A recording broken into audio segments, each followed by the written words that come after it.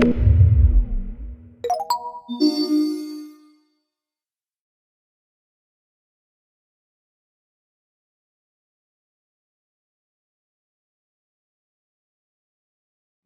that wraps up the second day of the course. I hope that you learned a lot about metabolic modeling. Thanks again to our event sponsors, Illumina, Thorne Health Tech, and the Washington Research Foundation. And a special thank you to our team at ISB, especially our course facilitator, Dr. Christian Diener, and our speaker today, Dr. Priyanka Bologna. As a nonprofit research institute, we rely on the generous support of our donors. And so at the bottom of our website, you can see a little donate button. So if you have the means and the desire to throw us a little money to help us out with next year's course, feel free to do so.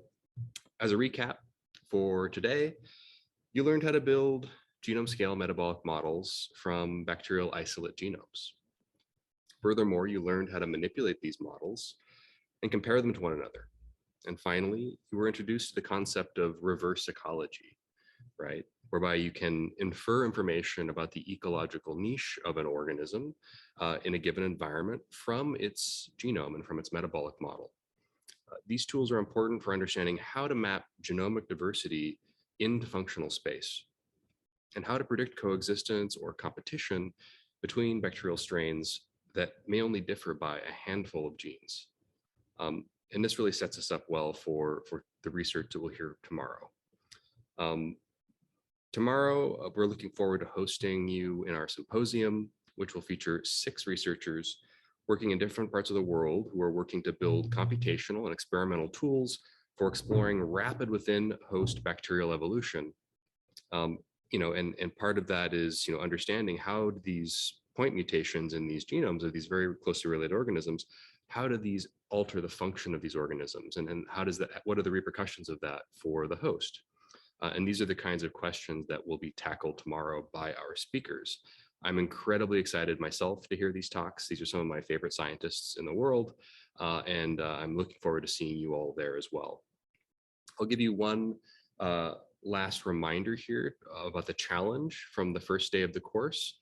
So we've challenged you all to produce your own figures using QIIME 2 and the data sets that were provided to you in that first day of the course within that particular Colab notebook. And like Christian described earlier, we're going to give away t-shirts, ISB t-shirts. We're going to mail them to wherever you are. And we've broken the world up into many regions. And you can see in the challenge channel of the Slack, the directions for how to make your figures. They have to be at most 4 panels. So you can have at most 4 subplots. You need to have a caption that goes along with your figure that describes what's inside of that figure. And you need to provide information about what region you're coming from the list that we give you in that channel. You can choose whatever region you want to identify with. You can only choose one though. And you might as well submit something, right? Because some world regions are less represented than others. And if you're the only person from Micronesia that submits a figure, you're going to get a t-shirt. So you might as well submit. So please participate in that. We'd love to see your creativity and your work in that challenge.